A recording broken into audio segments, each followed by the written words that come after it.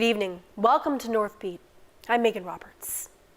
We begin tonight in Rankin Inlet, Nunavut, where one person is in custody after a suspicious death in the community. Nunavut RCMP officers say they found a body at about 1 o'clock this morning. They then started searching for a suspect. 6 hours later, officers issued an emergency alert for people to stay indoors because of an armed man in a blue pickup truck. The man was arrested at around 10:30 a.m. Businesses across the hamlet shut down during the ordeal and most reopened later in the morning. The liquor store, though, will remain closed until Tuesday afternoon. The Nunavut RCMP Major Crimes Unit is taking over the investigation. This is the second emergency alert for the hamlet in 2 weeks. A Nunavut man remains behind bars tonight after being sentenced in Yellowknife for a violent home invasion 2 years ago. Robert Holden has the details. 29-year-old Justin McGee expressed remorse for his actions, telling the court he's working on himself.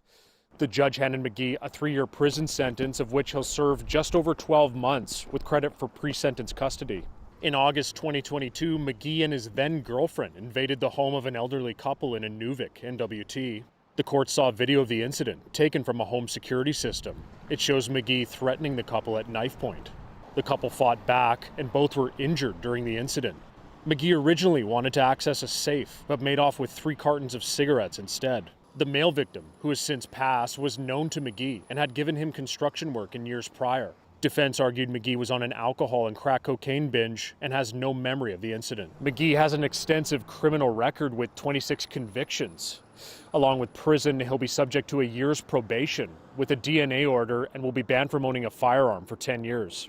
Robert Holden, CBC News, Yellowknife. A Fort Resolution man is thankful to be alive after a months-long battle with necrotizing fasciitis, or flesh-eating disease. Wilfred Simon was medevaced April 1st after a nurse in his community suspected a painful scratch and high fever was a case of invasive Group A streptococcus. Health officials say cases of the rare infection are on the rise here and across Canada. Joanne Stassen has more, but first a warning, some of the images in the story are graphic. Wilfred Simon says it was his wife who insisted he get the small scratch checked out at the nursing station. The doctor told me later on that if I stayed in res another few hours, a couple hours, I would have been dead. Simon says the nurse immediately called a medevac. By the time he got to Yellowknife, he was already unconscious. Simon spent 57 days at Stanton Territorial Hospital. It took 5 surgeries and life support to keep him alive and save his leg, as well as skin grafts. They cut the side of my leg right up to my crotch and the outside right up to my hip. They had to move skin and they had a big hole right to my bone and my shin. The chief public health officer for the Northwest Territories says so far this year, 1 person has died with invasive Group A strep, and there have been 9 cases, close to half of which were detected in May. Normally, the territory would see 9 cases in a whole year. Candola says they are being vigilant and they've put healthcare workers on alert. The necrotizing fasciitis is that the pain seems to be disproportionate to what you're seeing, but the infection is spreading along your muscle and your fat tissues, and it can spread really quickly and fast. It can cause a lot of pain. You may not see it on the outside, but that's an emergency. Candola says there's no connection between the cases, and it mirrors an upward trend that's being seen in the rest of Canada. I don't know why this particular year we're starting to see an upward swing, but when we do see that swing, it's really important that we let people know. Simon is headed back home to Fort Resolution today. He's still in a lot of pain and has to visit the nursing station twice weekly to get checked out. But he says his faith is giving him strength, and he's crediting the healthcare workers who responded so quickly to his symptoms, and of course, his wife. Joanne Stassen, CBC News, Yellowknife. It's shaping up to be an exciting summer in the Beaufort Delta, perhaps even a once-in-a-lifetime summer. Des Loreen tells us why. That the community of Aklavik will harvest a bowhead whale this summer at Shingle Point. Get your muck duck pails and dry meat racks ready. A bowhead whale will be harvested this summer. Preparations are already underway for the massive undertaking. With a bowhead, it takes a lot more than a weekend to, like, it's easy to go and shoot it. The hard part is butchering it and sharing it. And that's another tradition we're going to do, sharing. The Aklavik Bowhead Committee applied for the whale hunting permit earlier this year. Details about the timing of the hunt aren't being shared for privacy concerns. And one thing about celebrating our our culture, within our society is a strong message out there that this is Inuvialuit practicing, and continuing our way of life and passing on the traditions and knowledge while the expertise is still in the region. The meat will be distributed throughout the region in Inuvialuit and Gwich'in communities. Des Loreen, CBC News, Inuvik. It's been nearly 3 decades since a bowhead was harvested in the NWT. The last one was also harvested by Aklavik hunters in 1996. A fisherman in Newfoundland has also made a once-in-a-lifetime catch, though his prize was significantly smaller than a whale. He caught a faded neon green soccer ball, but it's not any old soccer ball. It's believed to be from a school 3,000 kilometers away. Samuel Watt has that story. When Lee Croucher heads out on his fishing trips, he's usually looking for lobsters and crabs, not soccer balls.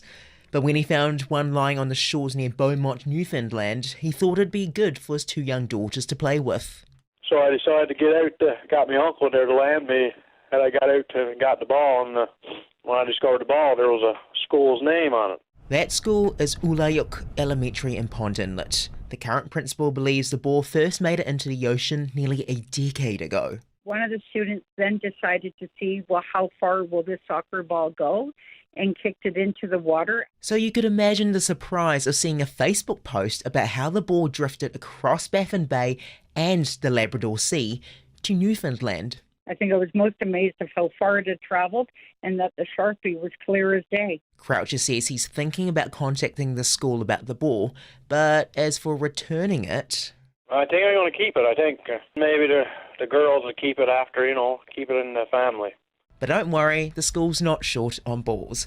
They're planning on booting 2 more into the ocean in the new school year to see where the current takes them this time. Samuel Watt, CBC News, Iqaluit. An Arctic research ship will be making its way through the north starting next month. In the winter, the CCGS Amundsen is used as an icebreaker, and then during the summer, it's used for conducting science experiments. The scientific role of the ship is managed by Amundsen Science. Alexandre Faure is the executive director. He says not only will they be conducting research, they'll also be visiting some Nunavut communities.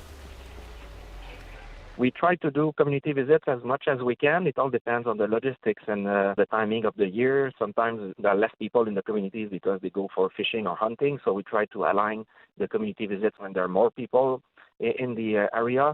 Sometimes the ship is going very far north also, so there's no one there, so there's not a lot of opportunity to visit, but there's still scientific work undertaken.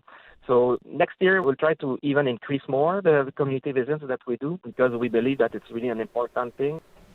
The Amundsen will leave Quebec City next Friday and make its way north from St. John's on July 11th. The village of Mayo, Yukon hosted its first ever Pride Parade today. Over 50 people gathered outside of the J.V. Clark School to celebrate. The event kicked off with a barbecue and family activities. Tara McCauley is the vice principal at the school. She says the event was a vision set into motion by grade 7 student Ava Young. Young's Aunt Natasha always wanted to see the community celebrate Pride, but Natasha died last year. I think it sends a message to everyone that we are all deserving of safety and respect and love and human rights, and I think especially in a small town such as Mayo, or any small town for that matter, we really depend on each other to help each other out, to lift each other up, and it really warms my heart to see everyone pitching in and contributing in such a big and beautiful way, and I think it just speaks volumes to the awesome sense of community that we have here in Mayo. McCauley says the day is to honor Natasha's memory and to celebrate members of the LGBTQS+ community living in Mayo. The Royal Canadian Mint is paying tribute to Nunavut with a new collector coin. It's made almost entirely out of pure silver, and it celebrates the founding of the territory. One side of the coin is designed by an Inuk artist. Aya Komanapik designed the coin. It shows a woman wearing an amauti cradling Nunavumut as they dance around. Komanapik says Nunavut is her motherland, and when you really get to know the territory, you can hear its heartbeat. What do I think of when I think of a heartbeat? When I think of a mother, well, I think of the babies that we would carry in our amauti that would be soothed by the sound of the mother's heart. So when I think of like this drum beat, like when you think of drum beating, you think of dancing. So that's what it really became. The mother herself is also surrounded by Inuit tattoos representing the midnight sun. The coin has a face value of $20, but only 5,000 are being minted. So if you want one, be prepared to spend $110. To celebrate Indigenous History Month, CBC Indigenous is highlighting First Nations, Métis, and Inuit trailblazers. Tonight, Megan Fiddler introduces us to Susan Olivia Poole. She took what she knew about the papoose and turned it into a parent-saving device that is still being used today. As a little Ojibwe baby, I was carried around in a tikanoggin, much like this one that I used to use when I was little. As you can see, it has a wooden backboard, it has a little nest that you tie your baby into, and it also has this leather strap. It goes around your shoulders so you can free up your hands and do what you need to do. Here's the story behind the Ojibwe woman who invented the first Jolly Jumper. It starts in White Earth Reservation in Minnesota, where their cradle boards were a little different. When women needed to work, they would hang what they called a papoose on a tree. And every once in a while, they'd pull on the tree limb to make the baby bounce. So along comes Susan Olivia Poole, aka Olivia. She took that papoose and updated it to 1910 standards for her son, Joseph. She used a cloth diaper to make a harness, she got a blacksmith to create a soft-action steel spring, and she used an axe handle as a spreader bar, thus creating, according to the company, the very first Jolly Jumper. 32 years later, Poole started making them again for her grandkids. Then, 6 years after that, the first Jolly Jumper is in mass production. But 1957, Olivia and Joseph have a patent for it. Poole Manufacturing makes them out of BC. So while the Poole family sold the business sometime in the 60s, the company stayed pretty close to Olivia's original design. And it's still made in Canada, in Mississauga. For CBC Indigenous, I'm Megan Fiddler.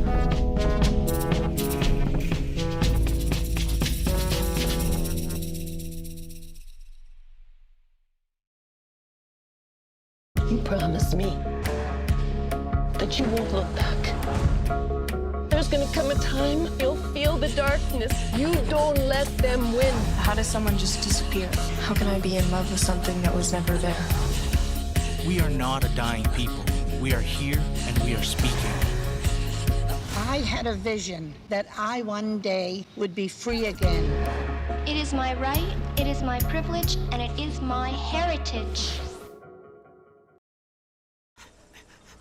Makimuksak palilaw ta awla yinalat po kugyang mulo amalo kok biu yamo kinga liwaling mulo pangolo asyang miu muna toy muina daily ta pang kimuksak palilaw sumo mutay mabuat taling ni pilariyo lak sumo inuit amichwalu walang muta.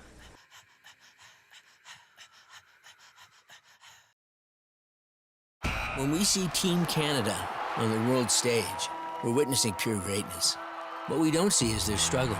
We don't see Maggie McNeil navigating her anxiety, Shea Gilgis-Alexander getting cut from his high school team, or Ellie Black hearing she's just too old to compete. What we don't see makes us who we are. We're all bravely facing the odds in our lives, and our bravery is our victory.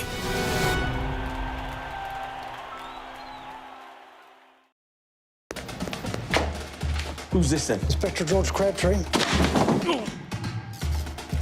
We'll just be needing one more thing. Well, this is delightful.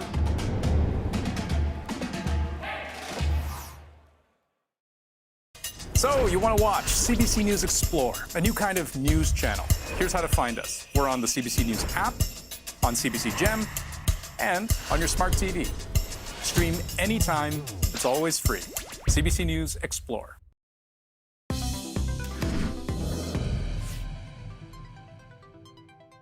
Ladies and gentlemen, you ready to go out?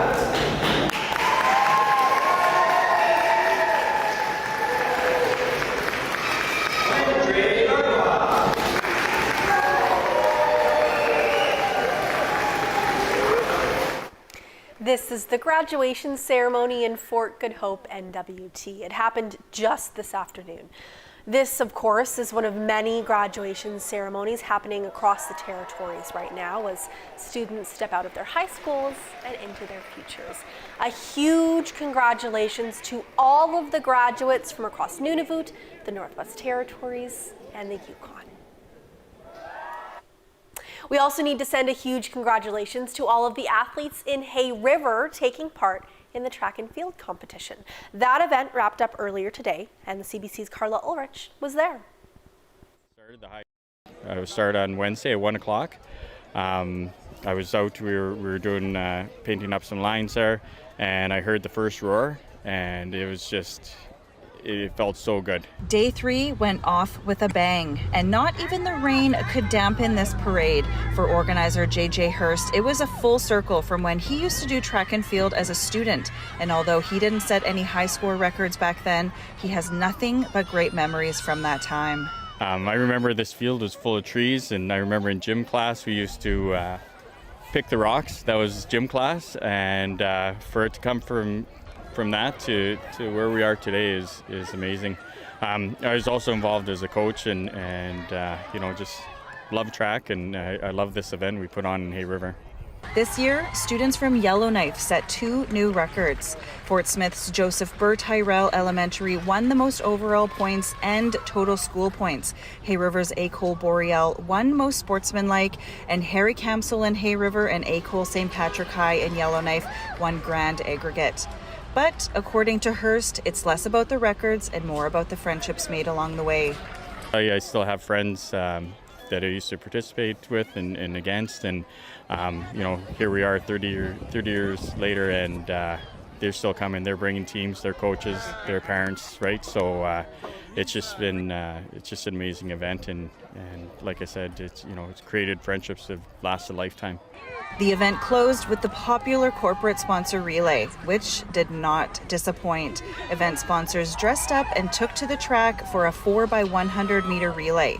In the match between the Hay River Fire Department and the RCMP won by a long shot, although I'm not sure the footwear was even. Carla Ulrich, CBC News, Hay River.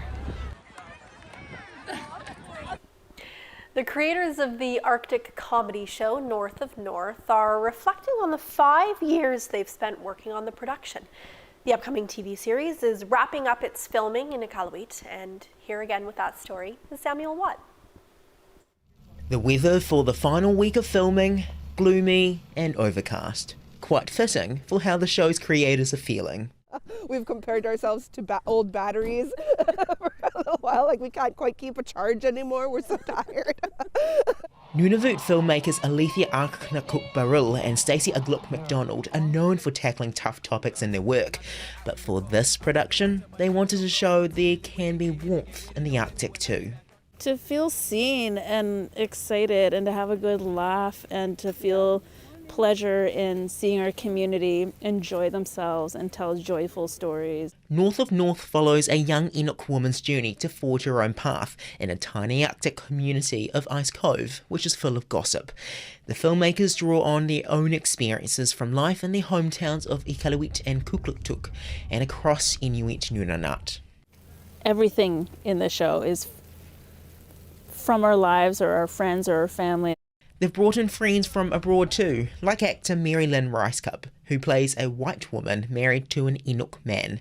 She says it's been humbling to learn about Inuit culture. Like, I met a young woman who's a full-on seal hunter, but then another young woman's like, that wasn't really like I do speak Inuktitut a little bit, but we don't do hunting in our family, so it's just like however the traditions are carried down. The production has created some disruption to roads, hotels, and other facilities in Iqaluit, but it has created some 200 jobs, plus hundreds of extras who you may recognise.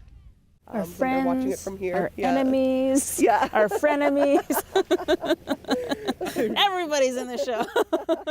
The series will be released sometime next year, so plenty of time to tell your mum that you're on TV. Samuel Watt, CBC News, Iqaluit. This year's National Skills Canada competition gave Nunavut a chance to show off their skills. Team Nunavut sent 12 people to compete in categories like carpentry, hairstyling, videography, and job searching. Advocates for Skills Canada say introducing trade skills at a young age gets kids excited about them and also gets them thinking about trades as a career. Oftentimes without the opportunity to try out a trade or try out a technology in the classroom through an after-school program or summer program, a lot of our kids just don't even know that these opportunities exist.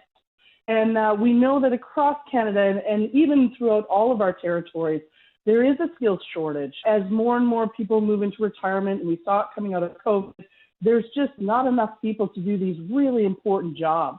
So by introducing them to our youth and giving them the opportunity to try them out and develop that creativity and the passion for it, we're hoping to have an at-home made in Nunavut for Nunavut solution to these technology and trade gaps now and into the future. Kids who are interested first compete in territorial competitions. The winners then represent Nunavut in the national competition. Next year's national competition will be held in Regina. The Governor General's Performing Arts Awards will be handed out tonight. They're given to Canadians excelling in theatre, dance, classical music, and more. Part of the ceremony will be the announcement of a mentorship program, and this year it's going to an Inuk artist. Angela Amahralik is being given the chance to learn from another Inuk artist, Susan Aglukak. Aglukak previously won the Lifetime Artistic Achievement Award. Amahralik's music is a mix of ancient Inuit melodies, throat singing, and pop music. It feels really surreal for me because someone I really looked up to as an artist from Nunavut, Susan Aglukak, she's a lovely singer, and to have her recognize me means a lot to me, and I feel like I did this for this. Each year, a past winner of the Lifetime Achievement Award gets to pick someone to mentor. The mentorship is expected to last for a year. Amahralik will also perform the national anthem in English, French, and Inuktitut at the Governor General's Performing Arts Awards Gala taking place on Saturday. Tonight is also a big night for one of TV's most well-known faces. Pat Sajak, host of The Wheel of Fortune, will spin the wheel for the final time tonight. Vanna White paid an emotional tribute to her co-host and friend of 41 years. You're like a brother to me, and I consider you a true lifelong friend who I will always adore. I love you, Pat.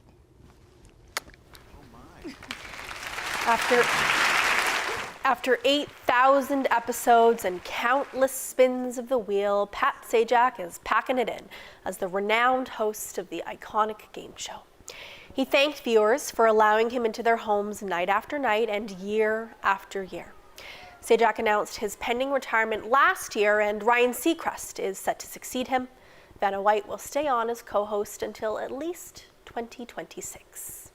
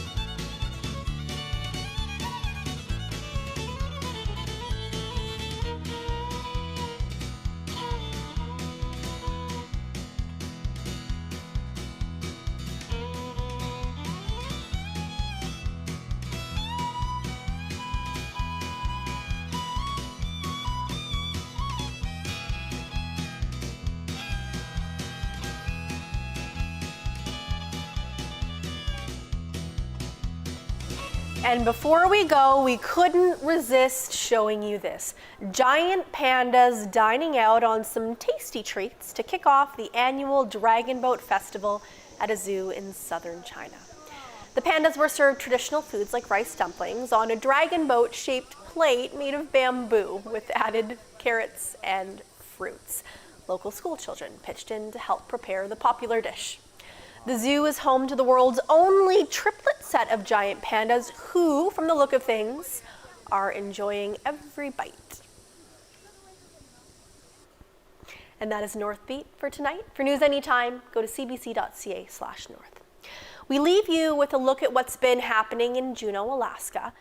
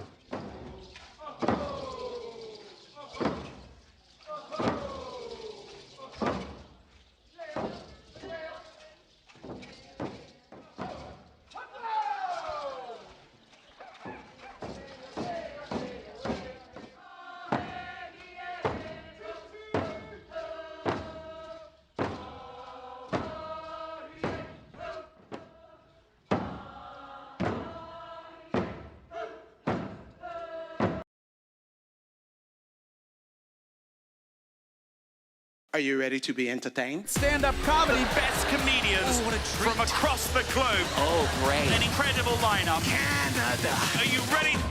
Oh. Are you kidding me? CBC's got the best in stand-up comedy. That's pretty unbelievable, man. It's a scam. It's a scam. No f***ing way. Oh, It's a bit spicy. It'll change your life. Catch it all free on CBC Gem. well done. Y'all give it up. Give it up. Give it up.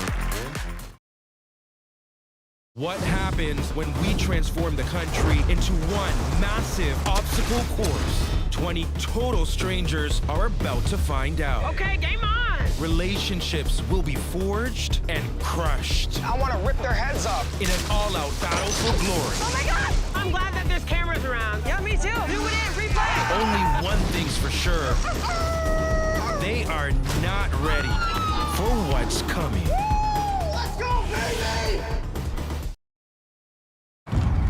That same woman from the SEC keeps calling. Can I give her your number? No. Michael Lazaridis, want to come and answer some questions? Why is the SEC looking at us? I'm sure it's nothing. Yeah. I'm just wondering how you convinced all these engineers from around the world to come all the way to Canada. Do you know what the sentence is for multi-million-dollar stock fraud?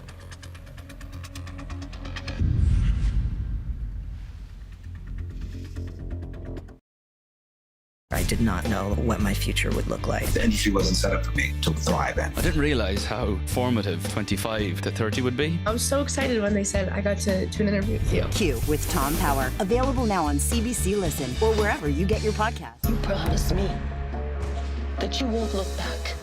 You don't let them win. I had a vision that I one day would be free again. We are not a dying people. We are here and we are speaking.